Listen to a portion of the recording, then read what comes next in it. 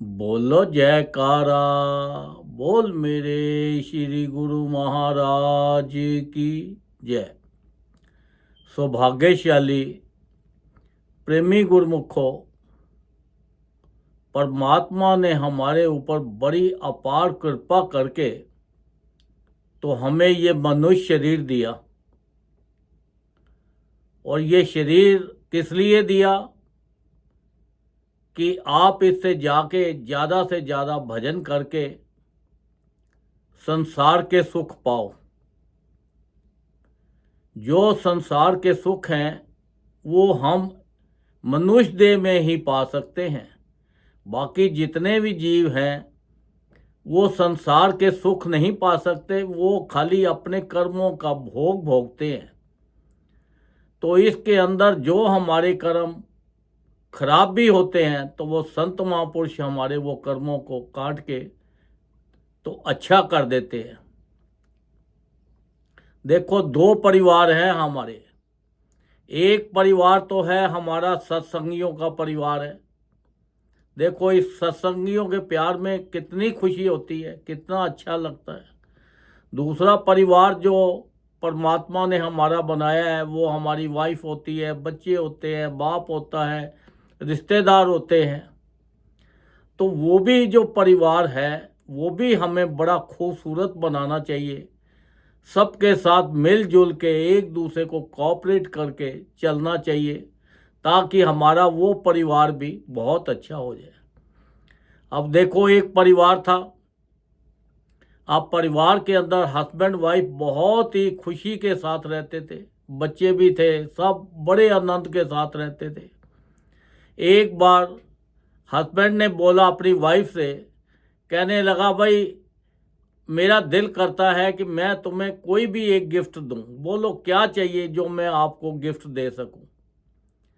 वो कहने लगी कि अगर आप देना ही चाहते हो तो जो मैं मांगूंगी वो तो आपने देना नहीं है। उसने बोला कि मैं कोशिश पूरी करूंगा, पर मुझे बता तो सही। उस औरत ने बोला कि मुझे एक डायमंड की रिंग ला दो। अब वो आदमी जो है बड़ी सोच में पड़ गया। कहता मांगा भी तो इसने क्या मांगा, हम तो बहुत गरीब आदमी हैं, बड़ी मुश्किल से रोटी का गुजारा करते हैं मेहनत करके अपना, तो इसने डायमंड की रिंग मांग ली है। सोच में पड़ गया। फिर उसने कहा कि देख, डायमंड तूने मांगा है, डायमंड क्या चीज़ है? डायमंड एक पत्थर है। जिस पत्थर के अंदर जोहरी तराश देता है तो वो चमक आ जाती है, उसको डायमंड कह देते हैं। बाकी है तो ये पत्थर ही, कोई ख़ास चीज़ तो है नहीं। तो उसने बोला ठीक है। वो बाजार गया, जाके बड़ा खूबसूरत एक पत्थर लिया और पत्थर ले के उसमें छेद करवा के तो उसमें धागा, लाल रंग का धागा डाला, वो ले आया। कहने लगा अपनी वाइफ से कि देख, मैं तेरे लिए जो पत्थर एक लाया हूँ, डायमंड भी पत्थर है और ये भी पत्थर है, और ये पत्थर को तूने डायमंड समझ के पहनना है। मैं तेरी अंगूठी में नहीं, तेरे गले में डालूंगा। वो कहती है ठीक है जी। उसने वो जो पत्थर था उसके गले में डाल दिया और वो बड़ी खुश हुई। वो कहने लगी कि देखो, आपने ये जो मुझे निशानी दी है, ये निशानी जब तक मैं दुनिया में जिंदा हूँ, ये निशानी को मैं अपने से दूर नहीं करूँगी और मैं कोशिश करूँगी कि अगले जन्म भी ये मेरे पास ही हो। देखो कितना प्यार था, कितना प्रेम था उनके अंदर। एक दूसरे से लड़ाई झगड़ा नहीं किया उन्होंने, एक दूसरे को भला बुरा नहीं कहा कि आपने मेरे गले में ये पत्थर डाल दिया। तो देखो, परिवार हो तो ऐसा हो। बच्चे जो हैं, बच्चों को जो बोल दिया वो ठीक है। ये बच्चों को संस्कार कौन देता है? उनके माँ बाप देते हैं। क्योंकि देखो, छोटे जब बच्चे होते हैं उनको तो कुछ मालूम नहीं होता, उनको तो जिस रास्ते पे आप लगा दोगे उस रास्ते पे वो चल पड़ेंगे। अब बड़े हो जाते हैं तो आप बोलते हो कि बच्चे हमारी सुनते नहीं हैं, हमारी बात नहीं मानते, घर पे खाना नहीं खाते, क्योंकि आपने बचपन से ही उनकी आदतें जो थी वो बिगाड़ दी। तो बड़े होके भी तो उनके अंदर वही आते रहनी है, क्योंकि वो आते जो बचपन से पड़ी हुई है वो बड़े होके कैसे ठीक हो सकती है, वो कैसे आपकी बात मान सकता है, क्योंकि बचपन के अंदर तो आपने उनको फ़ोन दे दिया, टीवी दिखा दिया, वो गेमें खिलवा दी।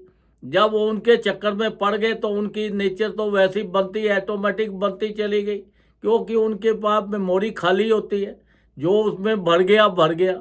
अगर आप उनको बच्चों को सत्संग में लेके जाओ, अच्छी तरह उनको पढ़ाओ लिखाओ, अच्छी शिक्षा दो, घर का खाना खिलाओ, तो देखो उस परिवार के अंदर कितना मज़ा आता है, कितनी खुशी होती है, कितना मिलजुल के रहते हैं। लोग कहते हैं कि देखो हमारा बच्चा जो है अपनी लैंग्वेज मदर लैंग्वेज नहीं बोल सकता, इसको तो खाली इंग्लिश इंग्लिश ही आती है। क्यों कि जब छोटा होता है तो आप उससे इंग्लिश में बात करते हो, जब इंग्लिश से बात करते हो तो उसके ब्रेन में वही आ जाती है। आपको अपनी मदर लैंग्वेज तो आती नहीं है, तो वो बड़ा होके भी वो नहीं सीख सकता, ना पढ़ सकता है, ना लिख सकता है, ना बोल सकता है, क्योंकि आपने उसको आदत ही ऐसी डाल दी है। तो इसलिए देखो संत महापुरुष हमारे फरमाते हैं कि देखो जब भी आप हमारे पास आए हो तो हमने जो नाम दिया है ये नाम का अभ्यास करो, क्योंकि जब नाम का अभ्यास करोगे तो आपको खुशी मिलेगी। आप आखिरी टाइम तक भी आपके अंदर ये नाम का अभ्यास चलता रहेगा, आपका इधर इधर के लोगों में विचार नहीं जाएंगे। अब लोग हैं देखो छोटी छोटी बातों पे जेलस करना शुरू कर देते हैं। अब दो औरतें थी, एक ने पर्स लिया, अब दूसरी औरत कहने लगी कि मुझे भी ये पर्स मिलना चाहिए। अब काफ़ी हुआ तो उन्होंने भी कर करा के लिया। अब पर्स जो है, पर्स किसके लिए झगड़ा हुआ? एक पर्स के लिए। पर्स क्या है? एक चमड़े का लेदर का बना हुआ ही तो है। आप उसको धार्मिक जगह पे ले जा सकते हो? नहीं ले जा सकते। हमेशा जो पर्स है वो रेक्सिन का होना चाहिए, कपड़े का होना चाहिए, या और अच्छी चीज़ का होना चाहिए। अब जो चमड़ा है देखो वो किसी भी पशु का होगा, पक्षी का तो हो नहीं सकता। पशुओं का जो है आप उसके ऊपर, आप चमड़े के ऊपर आपने इतना आपस में फ्रिक्शन पैदा हो गया। तो देखो ये छोटी छोटी बातें जो होती है संसार के अंदर, ये जीवन को बदल देती हैं। तो देखो संसार के अंदर अगर आप खुश रहना चाहते हो तो ये छोटी छोटी बातें छोड़कर परमात्मा ने जो हमें ये शरीर दिया है, जो रास्ता दिया है, अगर हम इस रास्ते पे चलेंगे तो बहुत अच्छा हो जाएगा, हम अपनी मंजिल तक पहुंच जाएंगे। नहीं तो मंजिल तक पहुंचना हमारा बहुत मुश्किल है। अब देखो किसी ने दिल्ली से लखनऊ जाना हो तो हाईवे पकड़ ले, अगर हाईवे पे चलता गया तो वो एक ना एक दिन तो पहुंच ही जाएगा। अगर हाईवे से उसने बोला कि नहीं इधर तो ट्रैफिक है तो मैं बीच में से काट लेता हूँ, उसने एग्ज़िट ले लिया। अब एग्ज़िट लेने के बाद अब दोबारा मोहल्लों गलियों में फंस गया। अब दोबारा उसके टाइम के मुताबिक उसको हाईवे मिलेगा भी या नहीं मिलेगा, कोई गारंटी नहीं है। अगर मिला भी तो बहुत लेट मिलेगा। तो इसीलिए हमारे संत महापुरुषों ने हमें जो ये नाम दिया है ये एक रास्ता है, ये उन्होंने बोला है कि इस रास्ते पे चलो, आप इसको जपते जाओ तो आप मंजिल तक अवश्य पहुंच जाओगे। उन्होंने इतनी गारंटी हमें दी है मंजिल तक पहुंचने की, फिर भी हम एग्ज़िट ले लेते हैं। अगर एग्ज़िट ले लेते हैं तो फिर गलती तो हमारी है। हमें इस नाम के ऊपर पूरा विश्वास करके अपने तन से, मन से, धन से, हर तरह से, सब तरह से अपने को, सब चीज़ों को भूलकर बस एक ही बात याद रखनी है कि देखो ये संसार है, संसार के अंदर हमें सबसे खुश रहना है, सबके लिए अच्छा सोचना है, अच्छा करना है और ज़्यादा से ज़्यादा भजन करने हैं। संसार के अंदर खूब मेहनत करनी है, परिवार के साथ प्रेम बना के चलना है, एक दूसरे को बात माननी है। संसार का खूब धन कमाओ और संसार की खुशियाँ लो और अपना जो भजन करके अपना जीवन का भी पूरा पूरा लाभ लो। संत महापुरुष फरमाते हैं कि देखो हमने आपको 5 नियम एक बता दिए। 5 नियम जिस परिवार में होते हैं उसके अंदर कहीं कमी नहीं होती। क्या है 5 नियम? श्री आरती, पूजा, सत्संग, सेवा, सिमरन और ध्यान। जो श्रद्धा सहित करे निश्चय हो कल्याण। और जो विश्वास के साथ जिस परिवार में ये 5 नियम भी हो जाते हैं, उस परिवार के अंदर कभी कोई दुख नहीं आता, कोई परेशानी नहीं होती। वहाँ धन लक्ष्मी हर चीज़ की, किसी चीज़ की कोई कमी नहीं रहती। संसार के सारे सुख उस परिवार में रहते हैं, उनको संसार की सारी खुशियाँ मिलती हैं। देखो आने वाला जो वक्त आ रहा है बहुत खराब आ रहा है, जो बड़ा औखा सौखा वक्त है। तो इसलिए संत महापुरुष फरमाते हैं कि देखो आने वाले वक्त से बचना है तो हर जीव को कम से कम 2 घंटे भजन जरूर करना चाहिए। अगर 2 घंटे कंटिन्यूस नहीं कर सकते, एक एक घंटा करके करो। एक एक घंटा करके नहीं कर सकते तो आधा आधा घंटा करके करो। भजन जरूर करो, जितना भी हो, चाहे शरीर नहीं मानता लेट के करो, बैठ के करो, चलते फिरते करो। भजन का कोई समय नहीं होता और कोई स्थान नहीं होता। आप कहीं पे भी बैठे आप भजन कर सकते हो, चाहे ट्रैवल कर रहे हो, कुछ भी कर रहे हो। तो इसलिए देखो ये शरीर का भी कोई पता नहीं है, अभी है 1 मिनट के बाद ये रहेगा या नहीं रहेगा, इसकी भी कोई गारंटी नहीं है। तो इसलिए इतना कीमती वक्त आपको जो मिला है, ये वक्त का पूरा पूरा लाभ उठाओ। ज़्यादा से ज़्यादा भजन करके अपना जीवन का पूरा पूरा लाभ उठाओ। संसार के अंदर सबके साथ प्रेम के साथ रह के, किसी के साथ द्वेष भावना नहीं रखनी, कोई हेरा फेरी नहीं करनी, किसी किस्म की कोई टेंशन नहीं लेनी। क्योंकि ये संसार के अंदर जितनी भी ये चीज़ें हैं, ये लगता तो है हमें सुख देंगी, पर सुख नहीं देती। ये सब चीज़ें दुख देने वाली हैं। सुख देने वाला तो देखो हमारे पास परमात्मा ने ये शरीर दिया है, ये सुख देने वाला है। ये सुख तभी देगा जब आप इसको भजन करोगे, इसका आप ख्याल रखोगे।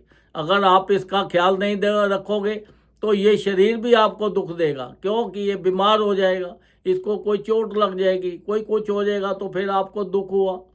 तो इसलिए ये शरीर का पूरा पूरा हर तरह से ख्याल रखो, इससे ज़्यादा से ज़्यादा भजन करो और सबके लिए ये शरीर से, अपने हाथों से भी, तन से, मन से, धन से अच्छे काम करो, ताकि आपका लोक भी सुखी हो जाए और आपका परलोक भी सुखी हो जाए और आपका संसार में हर तरह से जहाँ पे भी जाओ आपको खुशियाँ ही खुशियाँ मिले। अगर आप खुशियाँ बांटते हो तो खुशियाँ मिलेगी। जैसे कुएं के अंदर आवाज़ दो, वही आवाज़ आपके ऊपर वापस मिल जाती है। तो ऐसे ही ये संसार है, जैसा आप जिसके साथ करोगे वैसा ही आपको उसका व्यवहार मिलेगा। तो अगर आप चाहते हो मुझे संसार में सुख मिले, खुशियाँ मिले, हर तरह से मौज मस्ती मारो, तो दूसरों को सुख देना सीखो और सबके लिए अच्छा सोचो। और जो भी इंसान जो करता है करने दो, उसका उसके ऊपर छोड़ दो, उसका कोई गिला शिकवा मत करो। बस अपना एक ही बात रखो कि ज़्यादा से ज़्यादा भजन करके अपने जीवन जो हमें मिला है, इसका हमें ज़्यादा ज़्यादा लाभ लेना है और संसार के सुख भोगने हैं। अपना लोक भी सुखी करना है और हमें अपना परलोक भी सुखी करना है। बोलो जयकारा, बोल मेरे श्री गुरु महाराज की जय।